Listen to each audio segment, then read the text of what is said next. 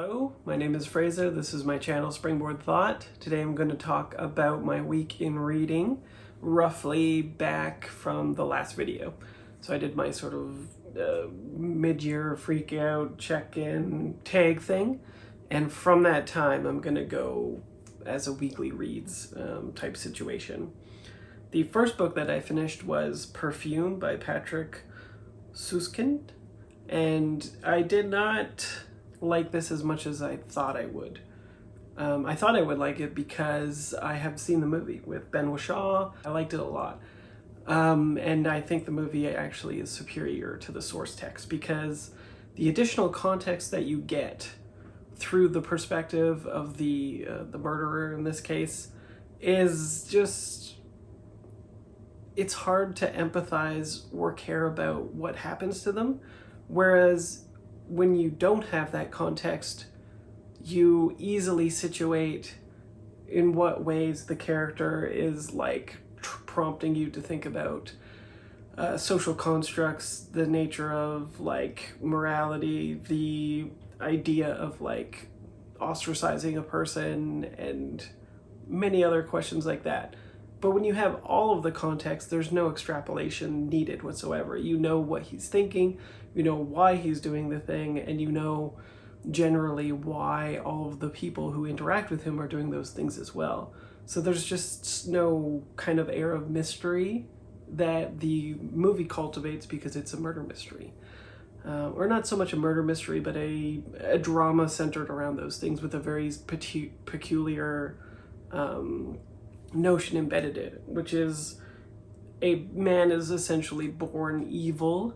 He has no scent on him and goes like he develops a strange, massive olfactory power and begins to like cultivate that in such a way that he ends up murdering people and like taking their scent and using it in an almost supernatural way to belong in society again. Like he himself has no scent whatsoever, and so he has to take and borrow and remove agency from other people in order to get any station in life whatsoever. Where the movie was very, I think, moving and good about things like poverty and like social implications of what he's doing. The movie or the book has, it didn't seem to me anyway, any predilection to think about those things whatsoever. It was just like a pseudo fairy tale that was just fine. It was a 2.5-star book that just sort of barely limped past the mark for me. Monster, the Perfect Edition Volume 2 by Naoki Urasawa. I did not like this series. This is another one that is from the top 10, the best manga of all time kind of thing. From multiple different sources that I've sort of collated and then chosen, cherry-picked / chosen the ones that I can get from the library. The first one was fine. The second one is just completely off the rails. It's about a doctor who saves a patient who is like a serial killer, basically. And those implications have ripple effects across his life. He, like, in the second volume, it's hard not to give spoilers, but basically, his life as he knows it is completely over, and it goes from like wild Deus Ex Machina situation to the next in each one in order to cultivate maximum drama, maximum strangeness, sometimes going in very like hard tangents that pivot the narrative. It basically reminded me of a really bad soap opera. The translation seemed good, and yet the dialogue was just fine. It was just very odd, not very believable. I can see the entertainment value being good, but it was another book that was basically baffling as to why it would be in the best of all time. I then read The Flowers of Evil, Complete Edition, Volume 1, except I didn't read it. I DNF'd it. I got halfway into it, I think, Volume 1. Gave it 1 star, DNF'd it. This is another manga where it's a incel child, basically. It's a guy who is obsessed with one girl, and around the time that he stole her gym clothes, started sniffing it and like basically is blackmailed by this other girl who sits behind him and is kind of like domineering, but in a coquettish way. I noped out of it, basically. I think it's meant to be more of a almost like memoir nonfiction thing from the author, and it's supposed to get more complex as it goes, but guys who end up in like harem situations and are like virgins but yeah, involuntarily celibate, it's just not my thing. I never get along with them, and unfortunately a lot of the best manga, or manga however you pronounce it, is got that set up. I then read a pretty good manga, Goodnight Punpun Omnibus Volume 1 by Inio Asano. I gave this 4 stars. This was really interesting and surrealistic.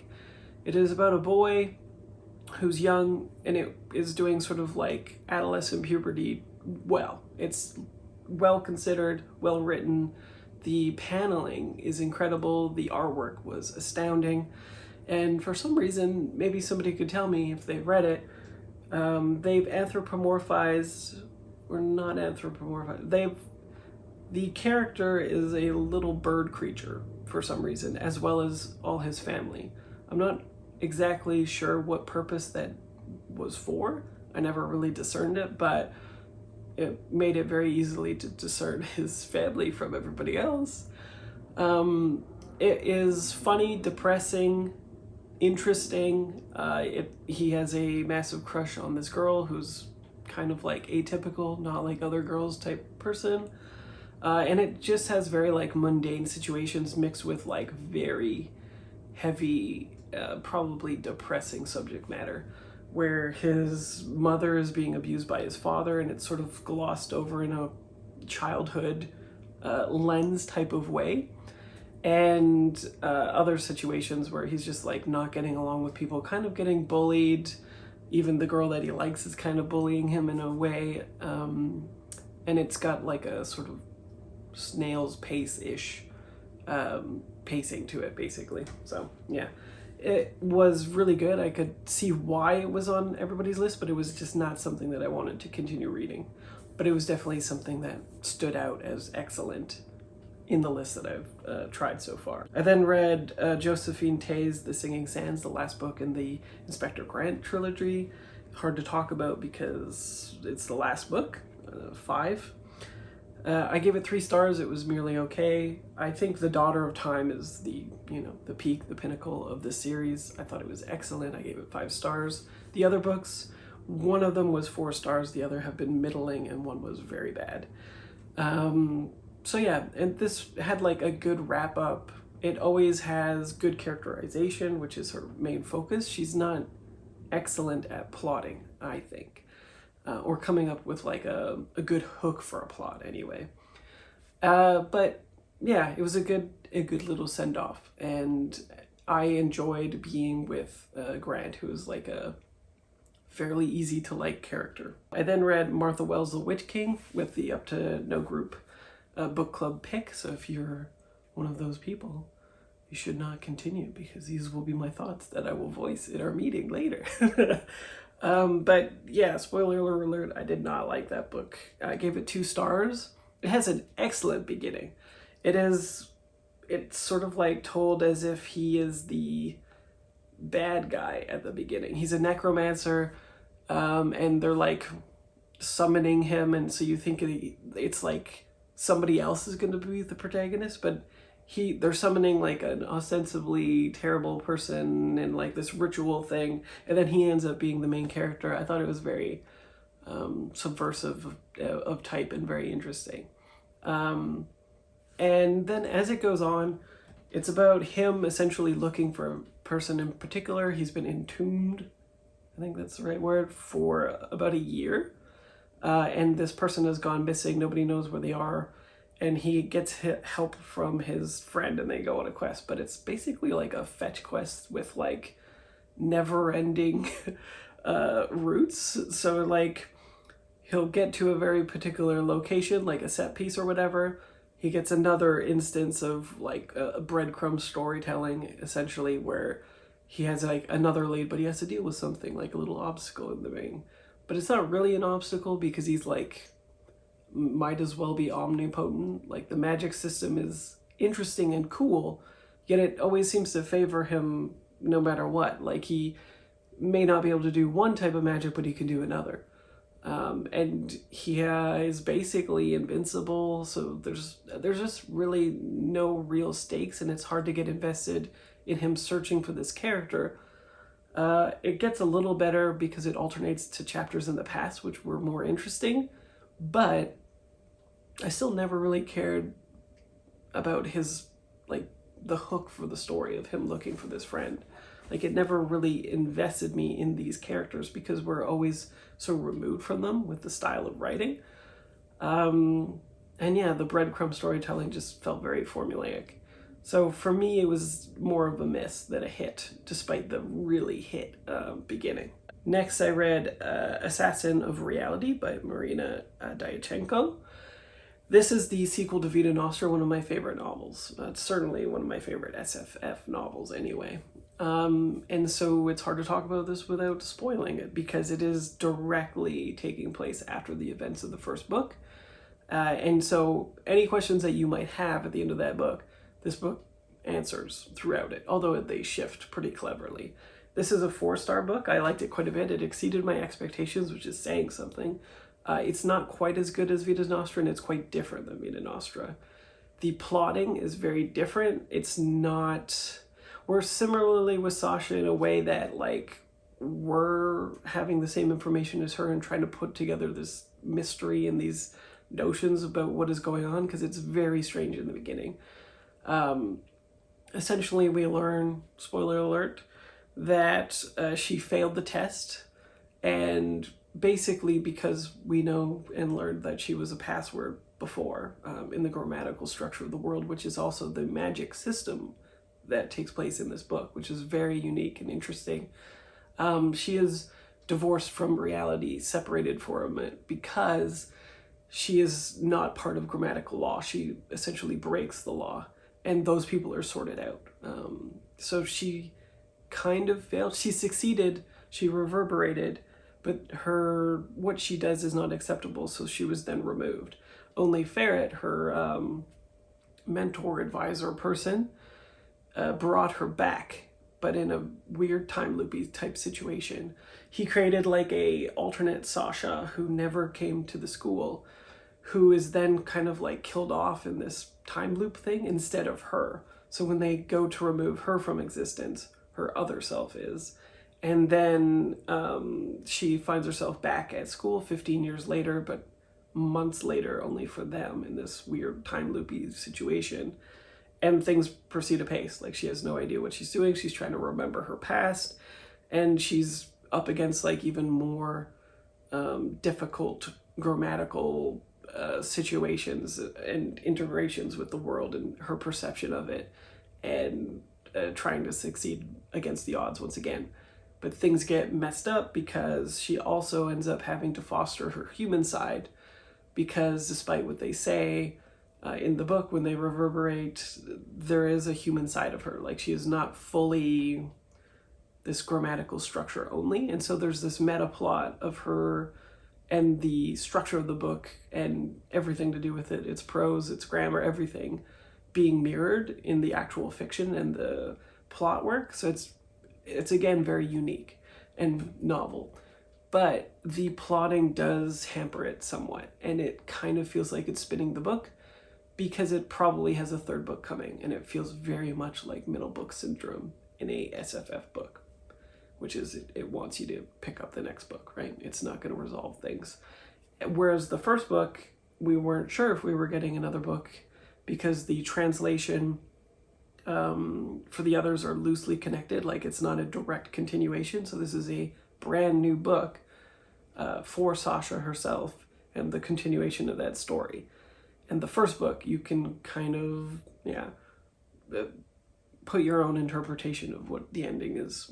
But now you can't, because it's been solidified. So yeah, I think some people will love it, some people will hate it. We'll then finish Leviathan Wakes by James S.A. Corey. I really like the Expanse series. If in commercial fiction, SFF, the Expanse is probably my favorite series of all time. I'm reading it with Sandy and Sarah from Fresh Reads and Gem of Books. Oh, as well as Jill, Book Bully. We're at different pacing. I think I finished a little bit sooner. Sandy finished sooner than me, though. So, you know, I had permission. The first book is the weakest of them. If you can get through that, I think it's all uphill from there, or downhill from there. It's all good. It gets better after that. It is basically a Cold War type situation where factions are solidified in, you know, like 10 seconds in the future, where space has not been colonized, but the Mars has been like habitable for a little while, and there are drives that are not warp drives, but it enables you know, traversal around the solar system in, you know, much faster, impossible speed time. When a ship is blown up by a stealth ship that is like unidentified but presumed to be Mars, a Cold War situation happens where nobody knows kind of what's going on, but it has all these factions pitted against each other. And then the main protagonists, of which there are like 3 or 4 narrators in the book, end up getting connected and having different viewpoints and unraveling like this mystery. It does devolve into a very like overly romanticized, strange, more fantastical plot that I think the book does not telegraph the reader very much to, and kind of like does itself a disservice. You think it's going to be like a hard sci-fi book, but it's not. It goes into a weird direction. I won't give it away, but you have to roll with it. And then the rest of the series sort of like recovers from that strangeness of the first book and uses it to great effect, has much better characters. But even still, especially by commercial standards, the characters are fantastic. The world building is amazing. The psychology of the characters is fascinating. One of the writers of the duo was a psychologist. And this was a novelization of a tabletop role-playing experience that they had years ago with their friends. And so all of the characters have like this vivid novelty to them, like a distinction that is got like a lot of heart imbued in it, such that you kind of like can tell once you have that information that these people are really, you know, bright off the page. It's really great. I gave it 4 stars because it exceeded my expectations in relation to commercial fiction. Like it's miles above mediocre science fiction, yet it is not a 5-star book for sure. So it's something like 3.5 stars probably. And then today I just finished Liberation Day Stories by George Saunders. I gave this 4 stars. This is probably one of the best collections of short stories. It is a range of genre from SFF to like really grounded, realistic stories that take place now. But it is cohesive in that it is generally dissecting the ways in which people engage in like social constructs and how that changes them, as well as mirrors the political, sociological structures of which they're engaging in. They're all generally pretty bad people, so you can't really root for them, but they're bad people because of the social situations that they put in.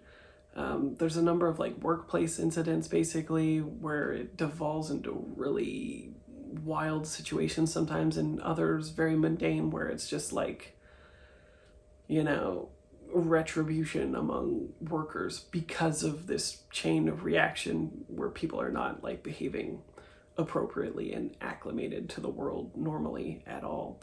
So it's an interesting collection. Some of them hit better than others. The writing is always good. I think it prompts some interesting thoughts. Some, you know, it's not every story is 5 stars, and so it was a 4-star, exceeded expectations from me. And I'll definitely read more George Saunders after this.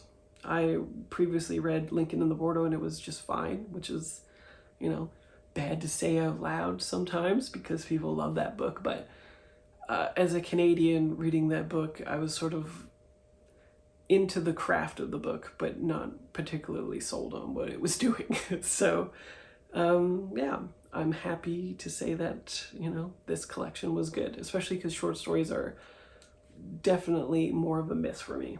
Like, this was more of a hit than the Clarice Lispector complete stories for me, because it is obviously curated, because it obviously is cohesive, and because the craft is very excellent. Whereas the bundle of short stories that you get, where it's like all of their short stories, yeah, it's just, it almost never works for me. I first saw this on justjuanreader, and he sold it very well, and I'm really glad that I saw that video and picked it up subsequently and really enjoyed it. He's also an awesome booktuber that you should check out, as well as all the people that I've mentioned. Hopefully I've tagged them all below, and I will hopefully see you next week, or whenever I have summoned the motivation to make another video. And I will see you then. Bye.